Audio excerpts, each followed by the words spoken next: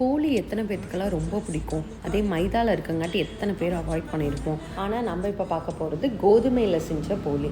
அதுக்கு கொஞ்சம் மஞ்சத்தூள், நெய், அதுக்கப்புறம் தேவையான அளவு உப்பு போட்டு சப்பாத்தி மாவை விட கொஞ்சம் அதிகமாக தண்ணி விட்டு இந்த மாதிரி பிசைஞ்சுக்கோங்க. போலி ஸ்டஃபிங்காக நான் கருப்பு எல்லாம் நல்லா சூடு பறக்க இந்த மாதிரி வணக்கிட்டு அது கூடவே நிலக்கடலை, அப்புறம் 2 வாசத்துக்கு 2 ஏலக்காய் அதெல்லாம் போட்டு இந்த மாதிரி கொரன்னு அரைச்சி வச்சுக்கோங்க. அதுக்கப்புறம் நெய்யில் நம்ம திருவி வச்சுருக்க தேங்காவை நல்லா நெய்யில் வதக்கினா செம்மையாக இருக்கும். அதோட ஸ்மெல்லே யார் யாருக்கெல்லாம் பிடிக்கும்னு சொல்லி கமெண்ட் பண்ணுங்கள். அப்புறம் நம்ம கொரன்னு வச்சுருந்த மிக்ஸையும் ஆட் பண்ணிவிட்டு இப்போ நான் இனிப்புக்காக நாட்டு சர்க்கரை எடுத்திருக்கேன். இதில் 11 மூலிகை இருக்குது. சுக்கு, மிளகு, திப்பிலி அந்த மாதிரி 11 மூலிகை இருக்குது. யோகி ஹெர்பல் சுகர்லேருந்து தான் நான் வாங்கியிருக்கேன். அவங்களோட பேஜ் டேக் பண்ணியிருக்கேன் பாருங்கள்.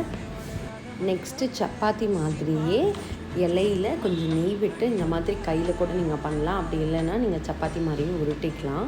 இப்படி வச்சு உள்ளே இருக்க ஸ்டஃபிங்கும் வச்சு உங்களுக்கு எவ்வளோ இனிப்பு வேணுமோ அந்த மாதிரி வச்சு நீங்கள் லைட்டாக இந்த மாதிரி தட்டினீங்கன்னா அந்த ஸ்டஃபிங் வெளியில் வராமையே சப்பாத்தி ஷேப்புக்கு வரும். இதில் நான் நிறைய நெய் யூஸ் பண்ணியிருக்கேன். உங்களுக்கு நெய் வேணான்னா அவாய்ட் பண்ணிட்டு ஆயில் கூட நீங்கள் யூஸ் பண்ணிக்கலாம்.